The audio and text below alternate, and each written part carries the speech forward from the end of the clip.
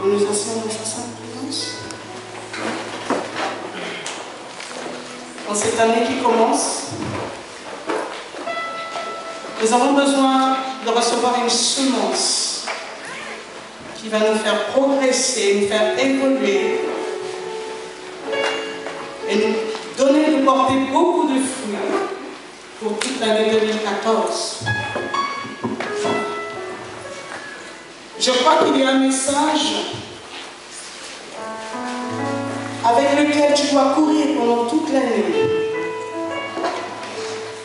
C'est que Dieu a formé des plans pour toi. Et qu'il y a des saisons dans l'esprit, comme il y a des saisons sur la terre. Et la saison pour cette année, pour toi et pour moi, c'est réellement une saison d'abondance, une saison de pluie. Avant qu'il ne commence à pleuvoir sur la terre, avant qu'il ne commence à pleuvoir lors du déluge, il avait déjà commencé à pleuvoir dans l'esprit. C'est pourquoi Dieu dit à Zacharie, voici, adresse-toi mon peuple, dis-leur, dans Zacharie chapitre 4, demandez donc à l'Éternel la pluie. Il formera des éclairs, il fera retentir le tonnerre. Et la pluie est un symbole de bénédiction, bibliquement parlant. Si le Seigneur dit que tu es dans la saison de bénédiction, commence à te réjouir. Malgré que les circonstances continuent encore à défier ta foi, mais réjouis-toi. Parce que cette année annonce de bonnes choses pour toi, pour ta maison, pour ta famille, pour cette église. Dieu ne fait pas spécialement parce que tu es quelqu'un de spécial, parce que nous sommes une église spéciale.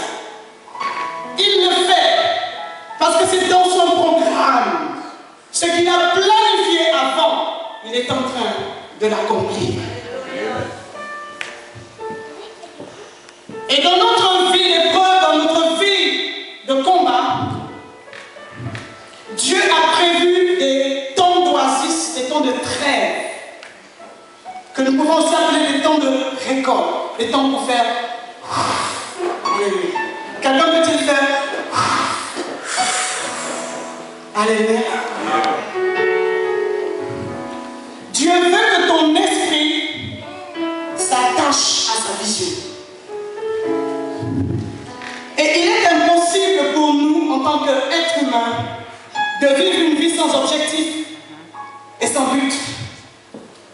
Il est écrit qu'un peuple qui n'a pas de vision, un peuple qui n'a pas d'objectif, c'est un peuple qui est appelé à échouer. Alléluia. Il faut avoir une vision avec laquelle tu vas courir pendant toute l'année. Et ces objectifs-là, mets la barre très haut. Dis à celui qui est à côté de toi, mets la barre très haut cette année. Parce que tu ne vas pas parcourir l'année seule, mais il y aura quelqu'un à côté de toi. Malgré les combats, il y aura quelqu'un à côté de toi. Abednego, Meshach et Shadrach étaient dans la fournaise de feu. Ils étaient dans le combat, mais il y avait quelqu'un à côté d'eux. Jésus. Daniel s'est retrouvé dans la fosse au lion, face à un défi. Mais il y avait quelqu'un à côté de lui. Alléluia. Il y avait quelqu'un, je veux que tu dises, il y a quelqu'un à côté de moi. Il y a quelqu'un à côté de moi. Sois conscient de la présence de Dieu en toi et autour de toi. Partout où tu vas, tout ce que tu fais. Joseph était conscient de la présence de Dieu dans sa vie. C'est pourquoi lorsqu'il a été rejeté par ses frères, souvent on parle de cette histoire comme étant la partie la plus triste, parce que les êtres chers sur lesquels il mettait toute son affection l'avaient trahi et avaient des idées de mort, de meurtre vis-à-vis de lui. matin. Comprends Dieu et comprends sa façon d'agir et de te faire évoluer dans sa vision. Il y a certains événements que Dieu va provoquer dans ta vie pour te propulser dans la réalisation de ta destinée. Il fallait que les frères de Joseph fassent sortir Joseph du confort, de son statu quo. Il fallait qu'il le fasse sortir. Il fallait un événement brusque. Parce que Joseph était à l'aise dans la maison familiale. Vêtu de son joli manteau multicolore que son père, Jacob, lui avait offert. Il était un prince. Mais la vision que Dieu avait pour lui, ce n'était pas qu'il reste dans son confort. Tant qu'il restait là, il n'aurait jamais été une bénédiction pour sa famille et pour sa nation. J'ai envie de te dire, il faut que ta gerbe monte pour que la gerbe de ta famille monte. Il faut que tu sois béni pour que ta famille et ceux qui t'entourent et l'Église soient aussi bénis. Il y a des bénédictions qui sont jalonnées sur notre chemin pendant toute l'année. Mais restez vigilants. Suivez de près la vision. Marchez avec. Dormez avec. Multipliez tout ce que vous pouvez. Réunissez comme condition favorable pour que cette vision s'accomplisse. Parce que dans la vision, Dieu n'est pas seul à travailler. Il veut travailler avec toi et avec moi. Joseph était conscient de ça. Lorsqu'il s'est retrouvé dans la maison de Potiphar, malgré son état d'esclave, la Bible déclare, Dieu était avec Joseph et la prospérité l'accompagnait. Parce qu'il avait gardé ce qui était plus essentiel. Malgré qu'il était dans l'esclavage, il savait qu'il n'était pas seul. Il y avait quelqu'un à côté de lui. Alléluia. Jésus est la source des richesses. Jésus est la source du succès, de la réussite de tous tes projets et de tes objectifs. C'est pourquoi ne fixe pas tes regards sur les circonstances ou sur ce que les hommes peuvent te dire ou sur l'attitude des gens. Parce que si tu suis l'attitude des gens, tu vas passer à côté de ton projet. Je ne sais pas le projet que tu es en train de nourrir dans ton cœur. C'est peut-être la vision de Dieu pour ta vie. Alléluia. Dis à celui qui est à côté de toi, cette année, tu n'as pas droit à rien. Il faut que tu travailles. Jacob a déposé la semence dans son fils avant qu'il ne soit éloigné de lui. Et son fils a pris cette semence, ces enseignements qu'il avait reçus, et les a développés au quotidien. Il a cultivé la présence de Dieu, malgré qu'il recevait au début des coups de fouet. Ça faisait très mal. Très mal. Mais le cœur de Joseph, lorsqu'il rentrait le soir et qu'il pouvait souffler un tout petit peu, il savait qu'il avait quelqu'un à côté de lui. Et tous les soirs, je peux voir ce Jésus qui s'approche de lui et qui essuie les larmes de ses yeux en lui disant, regarde devant toi. Demain est un jour nouveau. Aujourd'hui est passé. Demain, ça sera meilleur. Ne fixe pas tes regards sur tout ce qui se passe, mais fixe tes regards sur la vision. Parce que c'est la finalité qui compte. Ecclésiaste a dit, plutôt Salomon, mieux vaut la fin d'une chose que son commencement. Il est bon et important et vital de suivre un objectif et de suivre une vision. Alléluia. Comprends-tu la vision de Dieu pour toi? Que Dieu soit loué. Ce n'était qu'une parenthèse. Nous allons rapidement dans Jean chapitre 11. Jean chapitre 11. Apôtre, il y a des personnes ici qui ne réalisent pas qui ils sont. Alléluia. Amen. Galates chapitre 4, 1 nous dit ceci.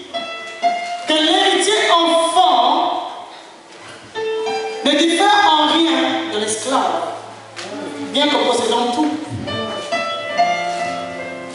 Tant que nous ne sommes pas arrivés à réaliser qui nous sommes en Christ, notre identité et notre position dans ce monde, nous ne pourrons jamais rien influencer. Et nous ne pourrons jamais connaître une véritable personne. Tu dois savoir qui tu es. Alléluia. Tu dois savoir qui tu es et qui est avec toi. Qui est avec toi? Jean chapitre 11.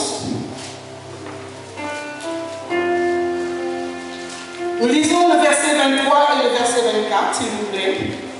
L'histoire est un peu longue, hein? C'est pour ça que nous allons peut-être choisir 2 ou 3 passages de cette histoire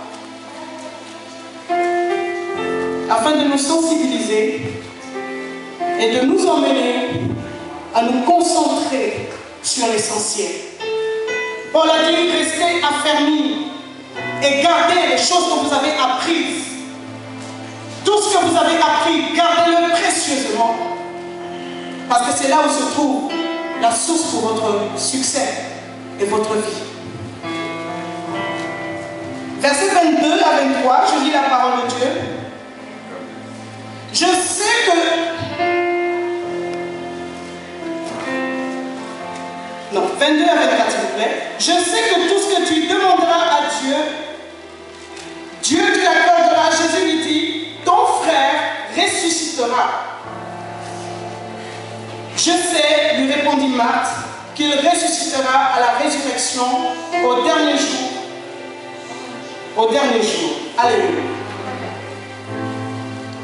Nous voyons cette histoire, c'est l'histoire de Lazare. Cette histoire se passe à Béthanie. Béthanie qui est une petite ville, un petit village à côté de Jérusalem. C'est une ville où Jésus aimait bien aller, et particulièrement dans une maison, la maison de Marthe, Marie et Lazare. Parce qu'il a passé par Jérusalem, il aimait bien aller dans cet endroit-là, bien précisément. Mais ce jour, là où Jésus aimait aller, il va y avoir une tragédie. Un problème de toute urgence qui demandait à ce que Jésus se déplace rapidement. Parce que Lazare était malade, mais une maladie qui allait le mener jusqu'à la mort. Et alors qu'on envoie un coureur à l'époque, on envoyait... Aujourd'hui, nous avons des facteurs. Amen. Mais à l'époque, on envoyait des personnes qui avaient cette habileté de courir, c'était des athlètes. Amen. Qui allaient porter des messages. Amen. Des messages pour eux. Alors, on voit ce coureur qui arrive et qui va dire à Jésus, Lazare est très malade. Ton ami est très malade. Mais la réponse de Jésus va susciter une incompréhension déjà dans le cœur des disciples. Parce qu'il va dire que cette maladie n'est pas pour la mort, mais c'est pour que le Père soit glorifié. Alléluia. J'aimerais que tu dises à ton voisin, c'est pour que le nom du Père soit glorifié. Jésus, que le nom du Père soit glorifié. Dis-lui encore ce qui m'arrive, c'est pour que le nom de Dieu soit glorifié. Ce qui m'arrive, c'est pour que le nom du Père soit glorifié. Tous les défis, les combats auxquels je fais face, c'est pour que le nom du Père soit glorifié. Amen. Oh Jésus. Ce n'est pas pour la mort. Ce n'est pas pour la dépression. Ce n'est pas pour le stress, pour la folie. Ce n'est pas pour la démence. Ce n'est pas pour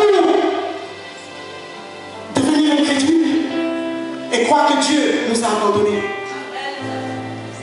Mais dans tout ce que Dieu fait, il ne le fait pas pour nos beaux yeux, mais il le fait parce qu'il y a un programme qu'il a déjà préétabli avant la fondation du monde. Alléluia. Dans Jérémie 29, 11, il est écrit, moi l'Éternel, je connais les plans que j'ai formés pour toi. Ce sont des plans de paix et non de malheur, afin de t'accorder non seulement de l'espérance. Il faut que tu connaisses les plans de Dieu pour ta vie. Il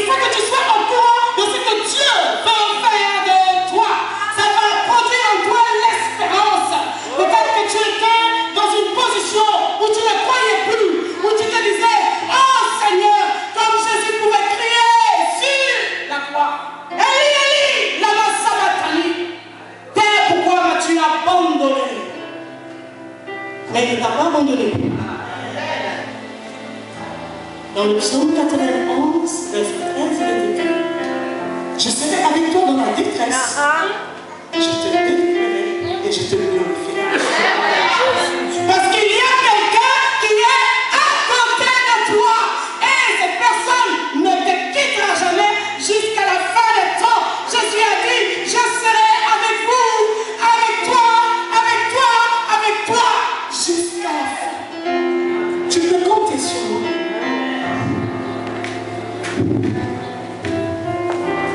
Dieu t'a dans ses plans pour que tu aies l'espérance, mais aussi un avenir certain.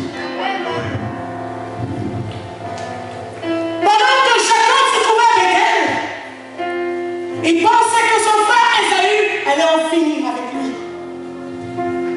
Au lieu que Dieu vienne le rassurer pour lui dire, parce qu'il y a des choses que nous aimons bien entendre que Dieu nous dise, mais souvent Dieu nous dit ce que nous ne voulons pas entendre, ou ce que nous ne sommes pas prêts à entendre.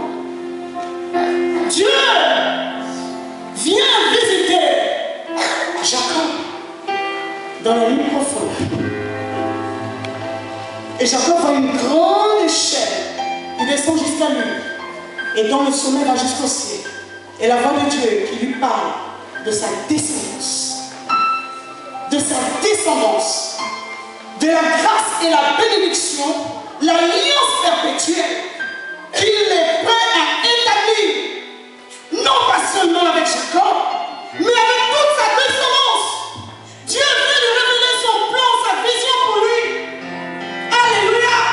Pendant que lui pense qu'il va mourir, mais Dieu ne lui dit pas qu'il ne mourra pas. Dieu lui parle de sa descendance. C'est qu'il sous-entendait qu'il n'allait pas mourir. Oh yes. Alléluia.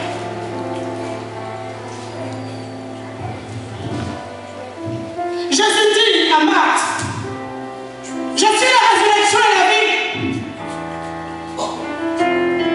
Et Marthe qui rétorque à Jésus en disant: je sais que Lazare va ressusciter, mais le dernier jour. Alléluia. Et Jésus lui dit qu'il a le pouvoir de ramener à la vie celui qui est mort.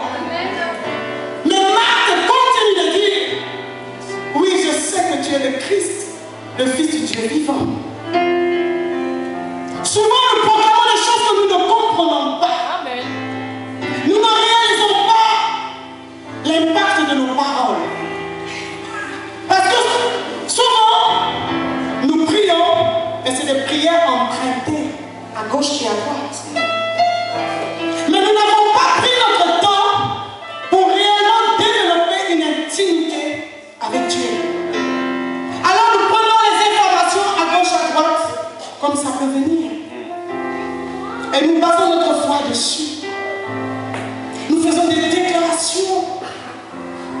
Nous chassons les démons. Quand on parle de combat dans l'église, on parle de chasser les démons. On voit le feu. Alléluia. Mais il est écrit: ne vous réjouissez pas, petits enfants, que les démons vous soient soumis.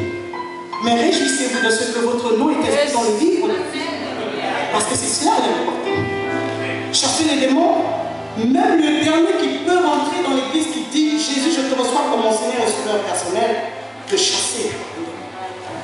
Dans Marc 16, il est écrit: voici les miracles qui accompagneront ceux qui auront cru. Pas ceux qui auront cru depuis 10 ans, depuis 5 ans, mais ceux qui auront cru même à la minute. Alléluia.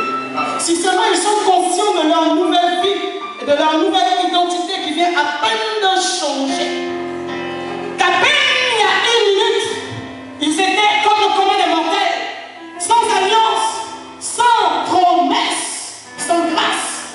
Mais 1 minute après, ils ont été transformés à l'intérieur et sont devenus des êtres spirituels.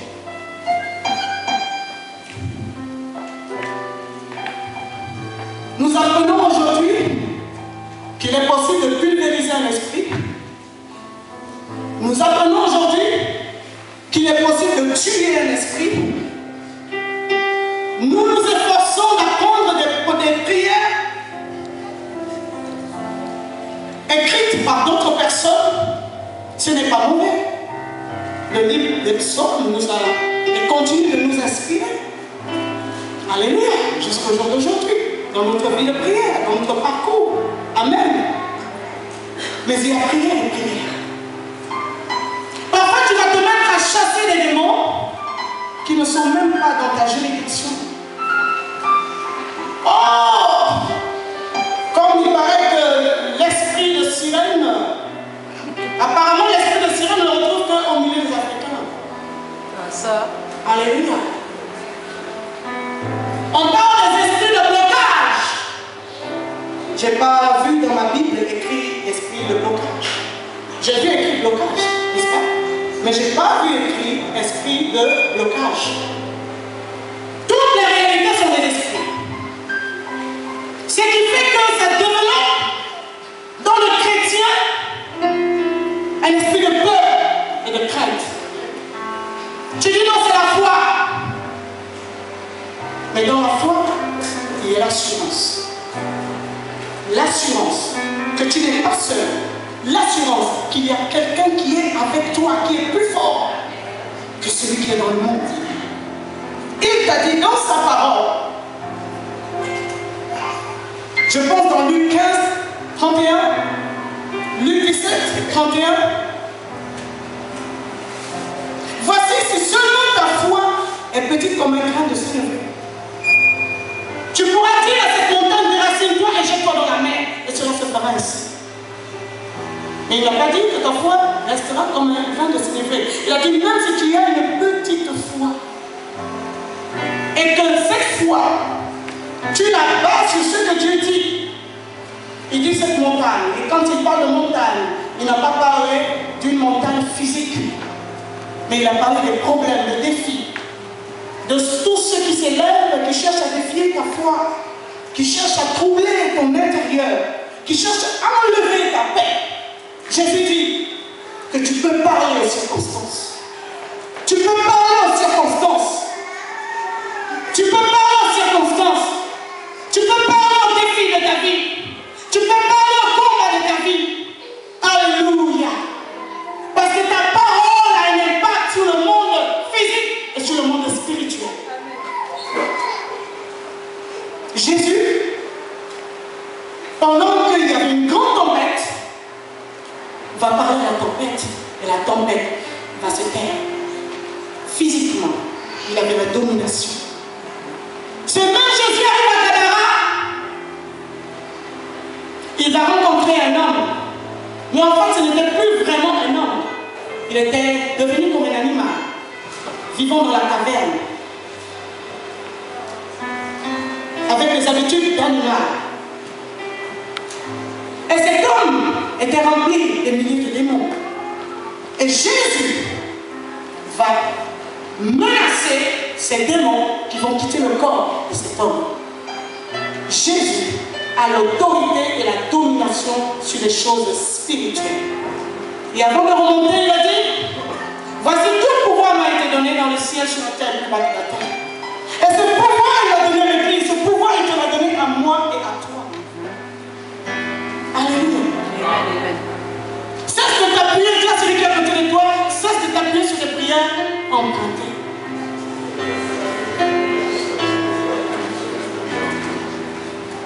Il faut que le démon entende ta propre voix et entende ton propre vocabulaire. Il faut qu'il entende cette prière qui va sortir des tripes, accompagnée de la foi. Et c'est cette prière qui obtient les résultats. Alléluia. Aujourd'hui, nous sommes devenus forts pour dire, proclamer, déclarer, décréter. Alléluia. C'est vrai que Dieu nous a établis comme des justes sur la terre. Tout ce que nous lions, tout ce que nous délivrons sera aussi accepté, approuvé au ciel. Mais seulement, il faut quitter le statut d'enfant et parler avec conscience. Savoir ce que tu dis et savoir que ce que tu dis va avoir de l'effet. C'est ça la vraie prière. Évangéliste Berthe. Je suis prospère comme prospère l'état de mon âme. Je suis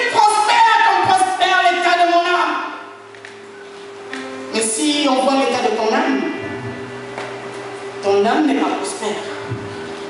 Dans ton âme, il y a tellement d'inquiétude. Dans ton âme, il y a tellement de bouleversements. Ton âme pleure, ton âme crie. Alors que sur ton visage, c'est la joie. Ce n'est pas de cette prospérité dont il est question. Et ce n'est pas à force de répéter, je suis prospère, que tu seras réellement prospère.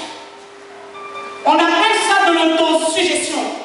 Ça veut dire que tu essaies de te persuader toi-même que ce que tu dis est la vérité.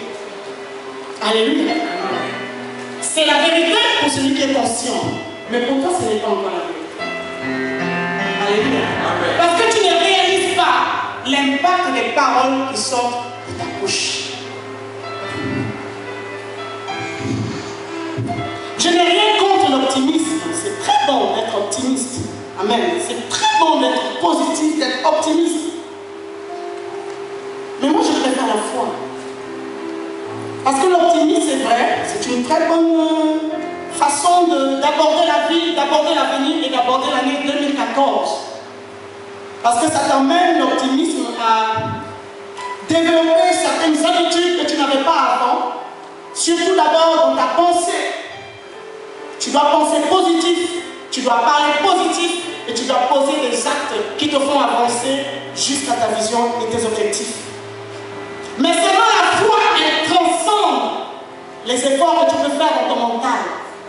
La foi, elle transcende les efforts que tu peux faire physiquement. Parce que l'optimisme s'arrête dans le physique, dans le réel. Ce que tu peux faire en tant qu'homme, être humain. Alléluia. Platon a enseigné sur l'optimisme. Socrate a enseigné sur l'optimisme. Mais Jésus enseigne sur la foi.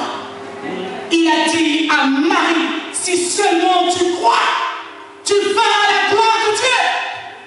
Si seulement tu as la foi, tu parleras en montagne, tu défieras les circonstances de ta vie et cela s'accomplira. Parce que Dieu prend plaisir à celui qui croit en lui. Tu dois croire aux promesses de Dieu. Non seulement aux promesses, sache-le, que Dieu a aussi ajouté à ses promesses des serments. C'est-à-dire qu'il a juré. Vous savez, au pays, quand on dit qu'on jure, quand tes parents nous promettent quelque chose et que derrière ils jurent, l'enfant croit obligatoirement. Alléluia. Parfois on jure pour jurer. Je jure sur la tombe tel, je jure sur la tête de ci, je jure ci. Mais Dieu a juré sur sa sainteté. Yes. Dans le psaume 89, 36, il va dire à David, mentirais à David, j'ai juré une bonne fois pour toutes par ma sainteté. Et il a même été plus loin. Dieu qui est le maître de l'univers va placer sa parole même au-dessus de lui pour que tu aies cette confiance, cette assurance que tout ce que Dieu dit est la vérité. Est la vérité. Que quelqu'un dise Alléluia. C'est pas encore là, nous sommes rencontrés dans cette fête. Je m'arrête.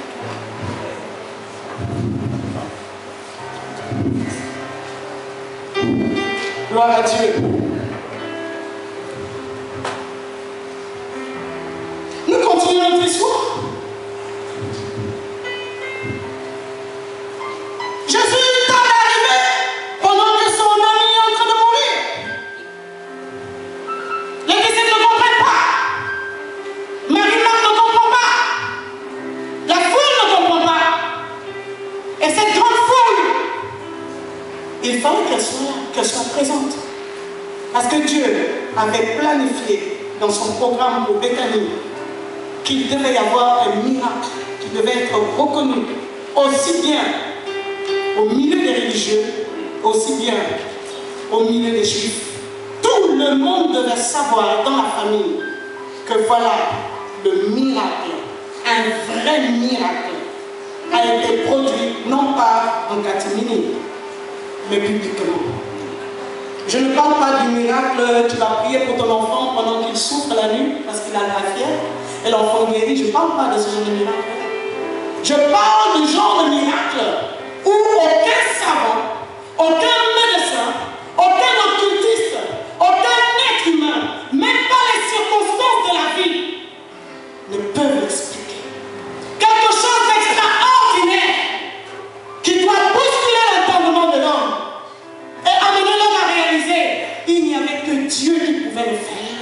Il n'y avait que Jésus qui pouvait délivrer cette femme. Il n'y avait que Jésus qui pouvait lui donner du travail. Il n'y avait que Jésus qui pouvait lui donner un enfant.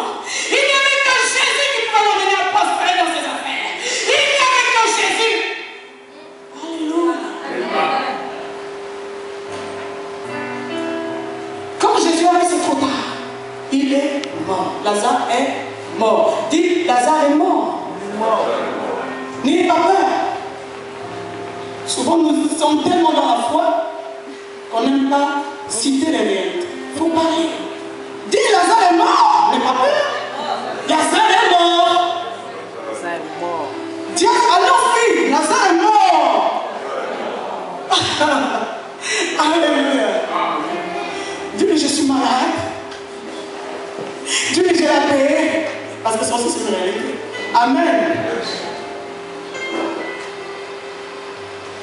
Mais dans le plan de Dieu, quand Dieu travaille et qu'il organise sa vision, pas seulement pour une année, mais pour toute la vie, il y a certaines choses que Dieu va faire. On croit qu'il le fait en retard, mais il n'est jamais en retard. Il connaît tous les paramètres, toutes les conditions doivent être réunies pour que toute la gloire lui revienne à lui seul. Dans la tradition juive, il y a une des traditions qui dit que à l'époque, lorsque quelqu'un mourait, en fait, il fallait attendre 3 jours pour que la mort soit réellement attestée. Amen. Parce qu'ils estiment que lorsque l'esprit sort du corps, il continue d'envoyer autour du corps pendant 3 jours. Alléluia. Mais maintenant, à la veille du 4e jour, s'il n'est pas revenu dans le corps, il s'en va dans le séjour des morts. Jésus savait que le Sanhédrin avait une grande, mais une très grande domination et influence dans la cité. Et le Sanhédrin était composé non seulement de pharisiens, mais il y avait aussi des sadducéens. Et les sadducéens, ils trouvaient que la résurrection des morts, c'était une hérésie. C'est-à-dire un sacrilège. Ils ne croyaient pas à cela. Parce que c'était des juifs conservateurs, des prêtres conservateurs. Pour eux, dans la Bible, la loi, il n'y avait que les 5 premiers livres sur lesquels ils s'appuyaient, ils basaient leur foi, que nous appelons le Pentateuque, écrit par Moïse. Alléluia. Et dans ces 5 livres, on ne parle pas de la foi dans la résurrection des morts.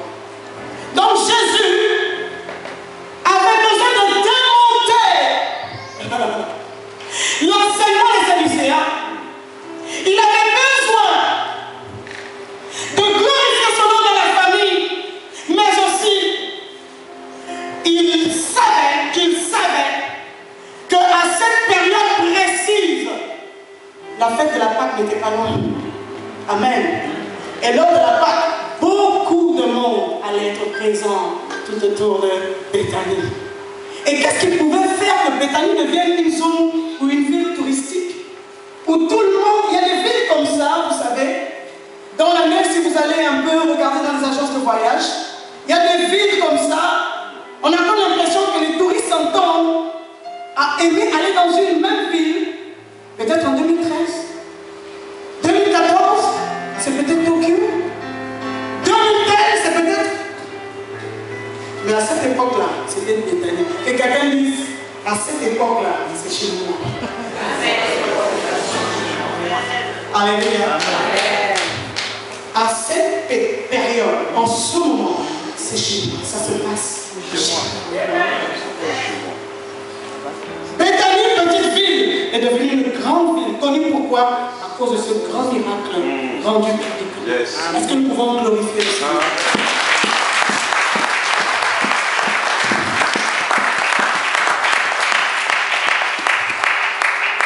Je veux aller vais aller assez vite. Alléluia.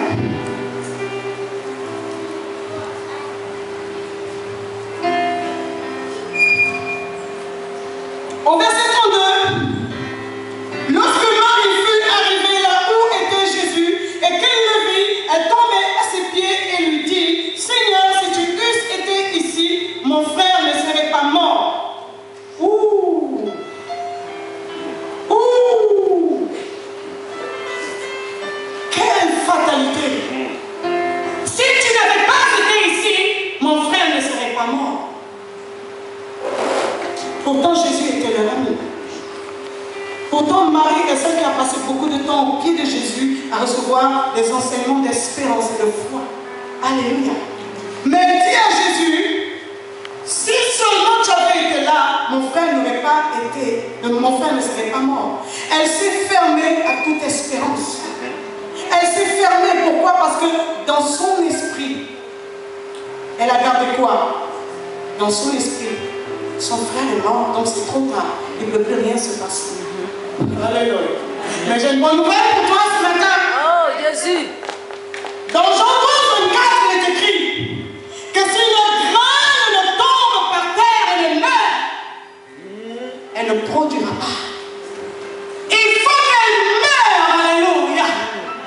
Même lorsqu'on te voit, on a l'impression qu'il ne se passe rien dans ta vie. Alléluia. Oh, il y avait que Marie pour savoir ce qui est en train de se passer à l'intérieur d'elle. Il n'y avait qu'Élisabeth pour savoir et comprendre ce qui était en train de se passer à l'intérieur d'elle. Moi, j'ai envie de te dire, je connais, je sais, et je suis la seule à te dire qu'il y a quelque chose qui est en train de se passer à l'intérieur de moi. Amen. Et j'aimerais que tu saches que moi aussi je sais qu'il y a quelque chose qui est en train de se passer à l'intérieur de toi. Parce que la Bible déclare que celui qui peut juger les choses spirituelles, c'est l'homme spirituel. Et je peux voir avec les yeux de l'esprit qu'il y a quelque chose qui est en train de se mouvoir à l'intérieur de toi. Ça s'appelle la vision de Dieu. C'est que Dieu est prêt à faire, c'est que Dieu est prêt à accomplir pour toi. Et que c'est une bonne bénédiction pour ta famille et ta nation. Si les gens ne peuvent pas croire en toi, toi-même crois. Yes. Si les gens ne peuvent pas t'encourager, encourage-toi. Amen. Il y avait des moments, David avait certainement du mal à prier. Il avait du mal à demeurer vraiment dans cette confiance. Alors à ce moment-là, il disait, même s'il y a personne autour de moi pour m'encourager, mon âme bénit l'Éternel et tout ce qui est à moi bénit son Seigneur. Oh, Jésus. Si tu ne peux pas m'encourager, alors je vais m'encourager. Ça fait partie des qualités que nous devons développer en tant que vainqueur. En tant que vainqueur. Si tu as un objectif que tu dois poursuivre, n'attends pas que les gens soient avec toi et comprennent la vision de Dieu pour toi. Même si tu es seul à comprendre, cours avec la vision. Amen. Oh, Jésus. Cours avec la vision. Amen. Cours avec la vision. Amen. C'est lorsque cette vision va s'accomplir que les gens diront certainement cette chose ne pouvait que se passer. Oh, Ah, Jésus. Jésus. Jésus seul est capable de le faire. Merci, papa. Alors même si on te minimise, que ton grain est dans le sol, on ne voit rien qui se passe. Tu dis, le Seigneur m'a dit que je serais prospère. Les gens ne voient pas les pieds de banque. Quand tu viens donner des offrandes, on voit des pièces.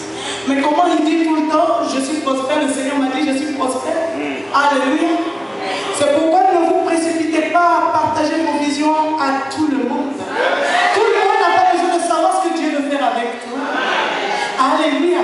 Amen. Jusqu'à ce que Joseph l'ait compris, mais il avait compris, il était déjà esclave et après prisonnier. Il a compris que la vision, c'est comme un enfant. La vision, c'est comme un enfant. C'est la raison pour laquelle tu es sur terre. Tu es venu pour remplir une mission, pour remplir un mandat. Et cette vision, garde-la. Regarde celui qui est à côté de toi. Si le Saint-Esprit ne te convainc pas, ne me parle pas de ta vision. Oh. Yes. Il y a des choses que tu sens en toi qui bouillonnent. Ça fait longtemps que Dieu te parle. mais tu maintiens et tu retiens. Il est temps de lâcher prise. Amen. Il est temps de faire sortir tout ce qui est au-dedans de toi et permettre à Dieu, qui marche avec toi depuis si longtemps, d'accomplir ce pourquoi il t'a envoyé dans ces lieux. C'est pour que son nom soit glorifié. Amen.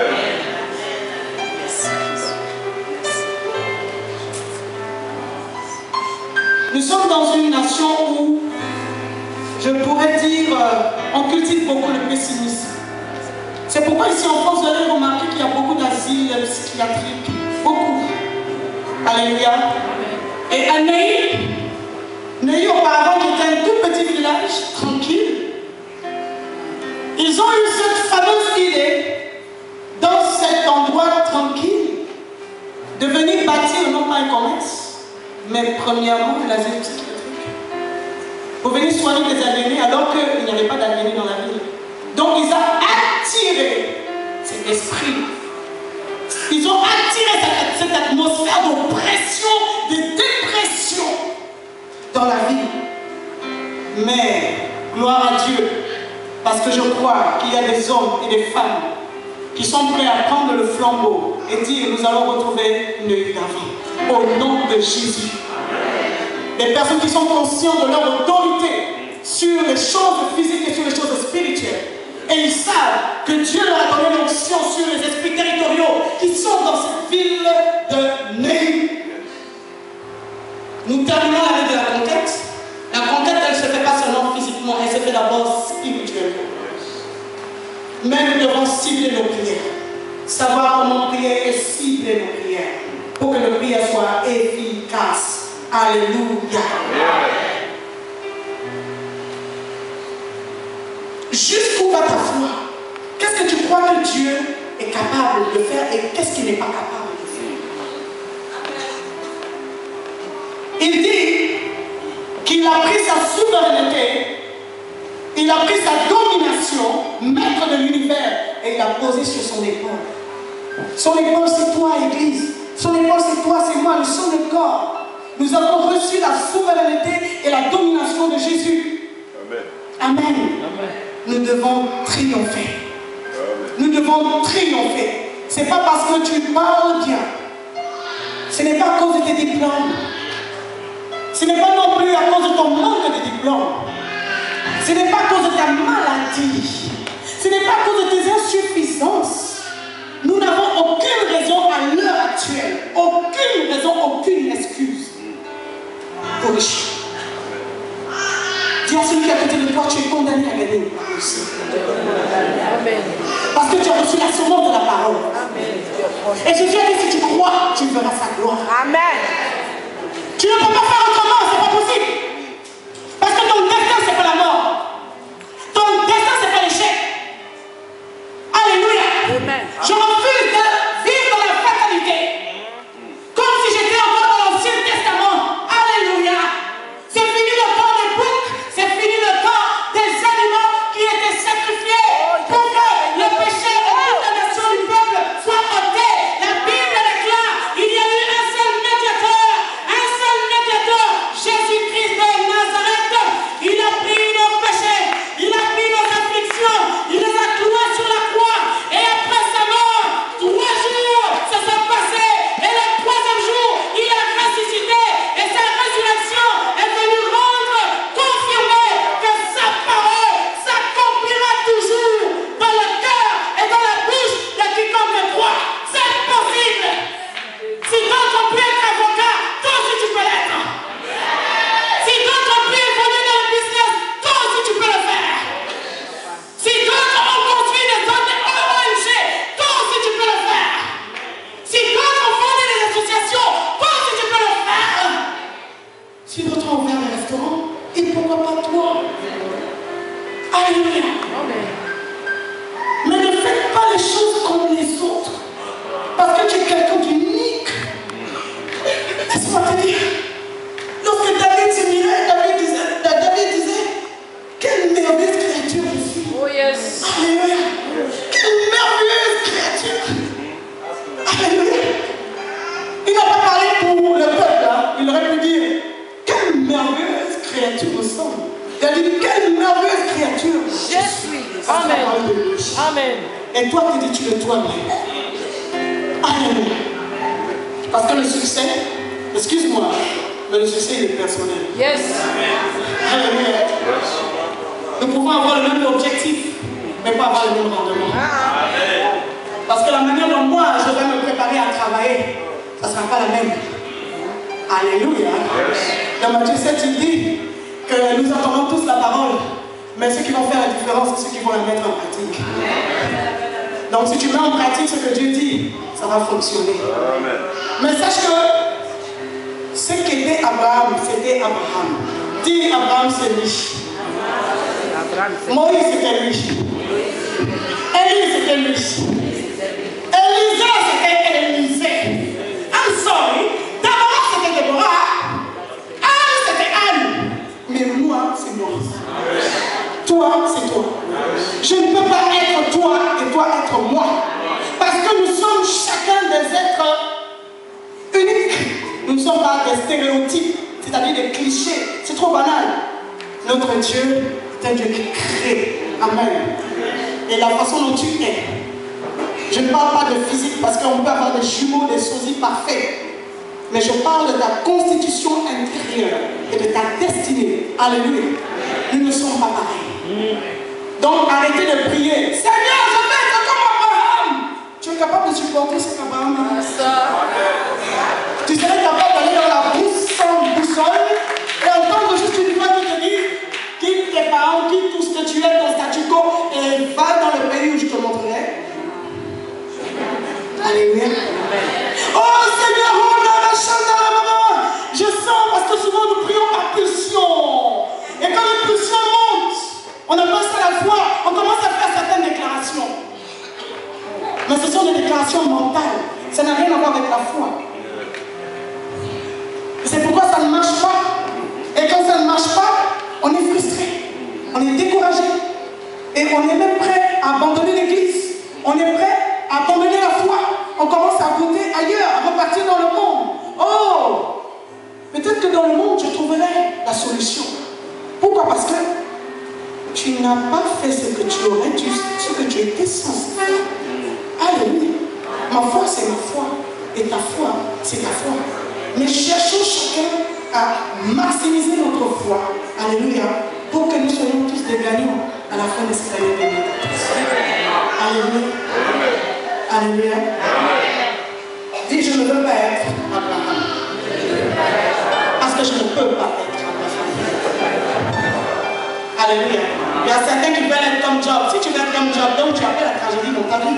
Tu es prêt à perdre tes enfants, tu es prêt à tout perdre et garder la foi comme eux. Je ne pense pas. Alléluia. Mais le témoignage de cet homme, c'était son témoignage. Et ton témoignage est en train d'être préparé à l'intérieur de toi. Et c'est le témoignage qui est important. C'est ton témoignage qui est important. Donc ne porte plus les regards derrière. Tout ce qu'ils ont accompli, tous ces héros, ces géants de la foi, ils les ont accomplis pour que cela reste comme témoignage pour les siècles à venir. Donc lorsque nous lisons ces témoignages, cela encourage et fortifie notre foi et nous amène à croire en ce Dieu invisible, mais tellement réel par des actes que personne ne peut imiter. Alléluia! Marie dit à Jésus, Lazare sort, il sent mauvais. C'est la réalité. Ça ne va pas chez toi. C'est la réalité.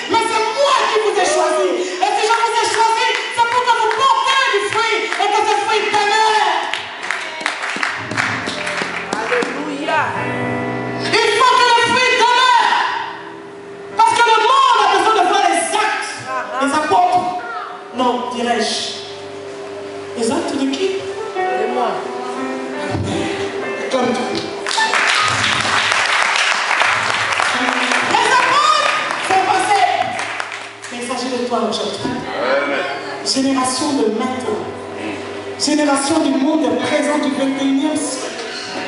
Qu'est-ce que tu es prêt à faire? Quels sont tes objectifs pour l'année 2014? Est-ce que tu es prêt à courir? Est-ce que tu es prêt à courir? Parce que tout ce que tu vas faire aujourd'hui, tout ce que tu vas confesser aujourd'hui, va déterminer tout ce qui va se passer pendant toute l'année 2014. Toutes les résolutions, les décisions que tu vas prendre, s'il te plaît, accomplis. Accomplis. Fais ta part et Dieu fera la sienne. Alléluia. C'est chaud, hein? Parce que là, on dirait qu'on n'est pas en train de parler de moi, mais on est en train de parler de toi.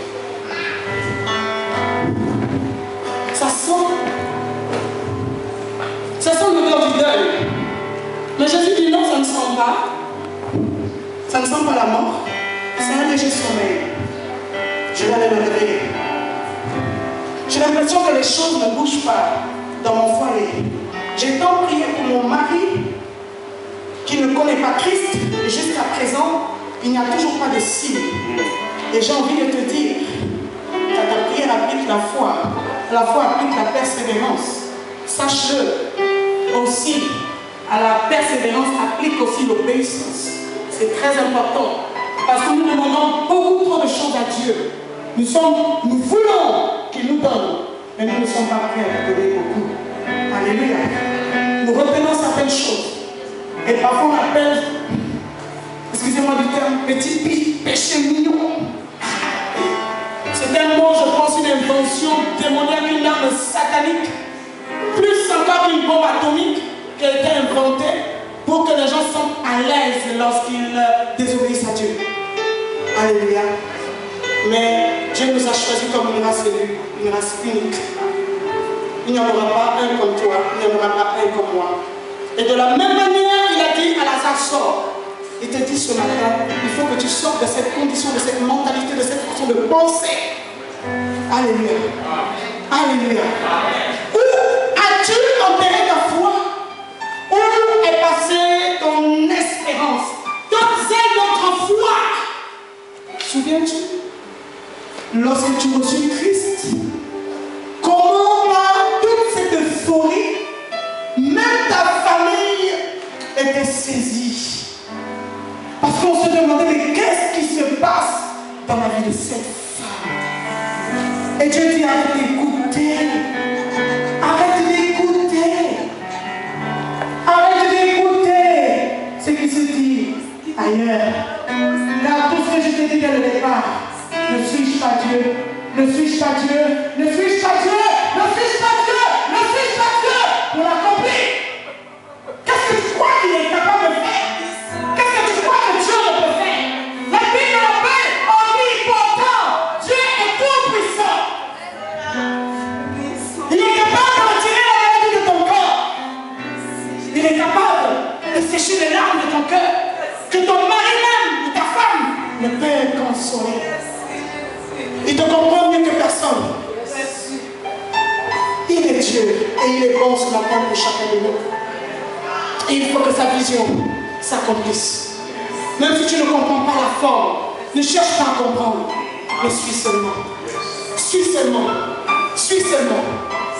Ils sont venus voir Élisée, ils ont dit à Élisée, il faut que tu nous donnes une parole qui vient de la part de Dieu. Et Élisée leur a dit, emmenez-moi un musicien. Et quand le musicien s'est mis à jouer, Élisée leur a dit, vous n'allez pas voir la pluie. Vous n'allez pas sentir le vent souffler. Mais demain, vous allez recevoir votre bien. Et moi, c'est ma vie. Alléluia. Tu ne peux pas sentir quelque chose ce matin. Mais moi, j'ai envie de te le dire. Que ce que toi, tu ne vois pas, moi, je le vois. Quelque chose est en train de se passer à l'intérieur de toi. Et cette chose, laisse-moi te dire, ça s'appelle le miracle de Dieu. Le miracle de Dieu. Le miracle de Dieu.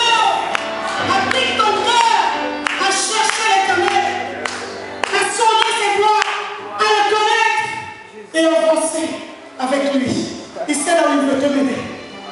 Et je suis le bon berger. Je suis le bon berger.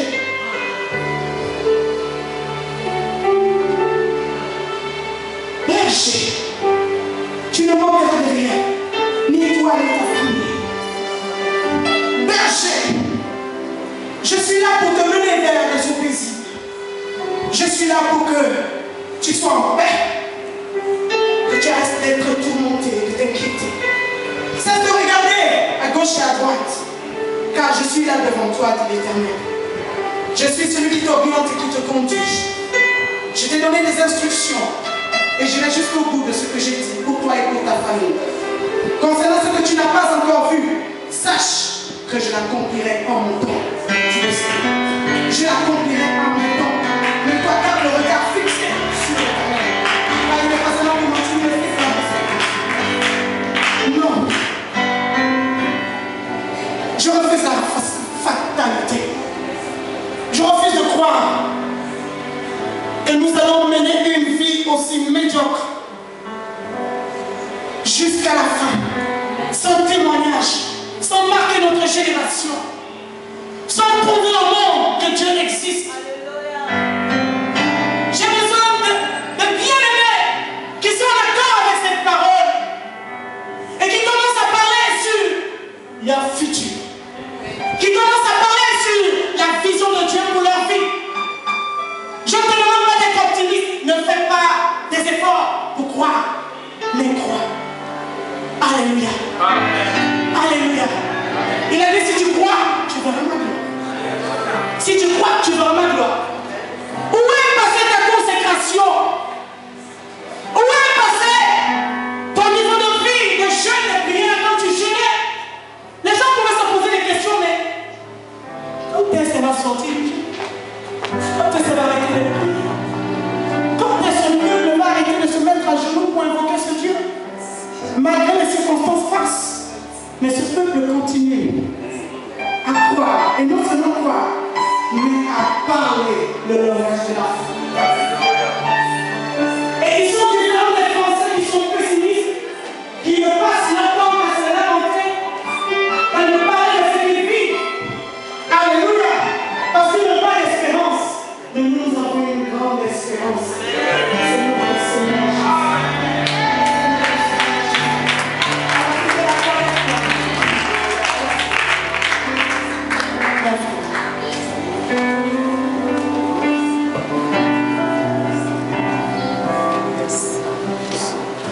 J'aimerais que quelqu'un fasse ça. Faites ça, secouez un peu vos mains. Hein? Vous savez, pendant que Paul priait, à un moment donné, il y a un serpent qui est venu s'accrocher à sa main. Et vous savez ce qu'il a fait? Il n'a pas prié. Il n'a pas prié. Il a secoué ses mains. Et alors que tu secoues tes mains, tu secoues aussi ta tête, ta mentalité. Que tout ce qui a été désordre à l'intérieur, tout ce qui a été confusion à l'intérieur, ça tombe au nom de Jésus. Ça tombe au nom de Jésus. C'est maintenant le temps de sortir. De sortir de la timidité. C'est le temps de sortir. De sortir de...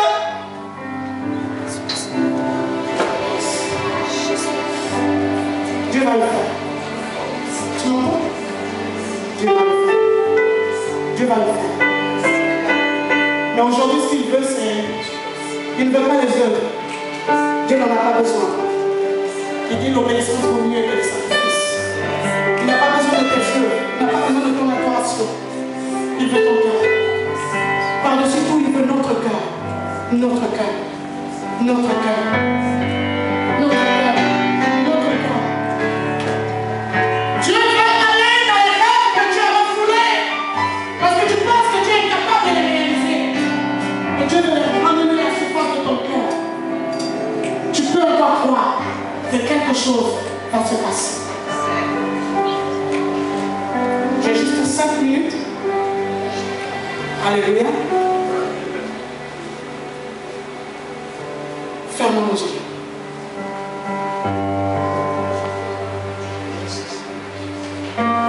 Tu veux que Jésus te touche. Tu veux expérimenter la main de Dieu sur ta situation. Il a dit, je suis la résurrection et la vie. J'ai le pouvoir de ramener à la vie ce qui n'est pas. Viens, il y a des serviteurs de Dieu qui sont là, ils vont prier pour toi. Avance-toi rapidement.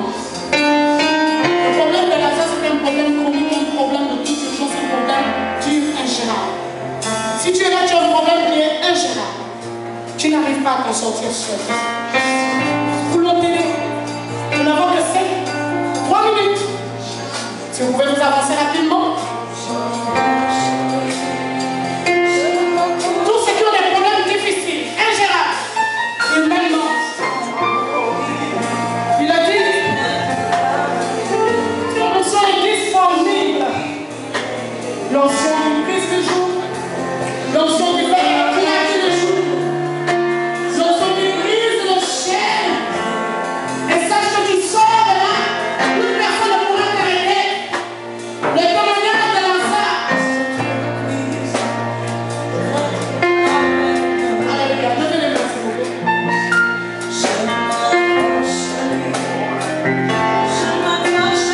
Seigneur, je ne connais pas le problème. Dans le nom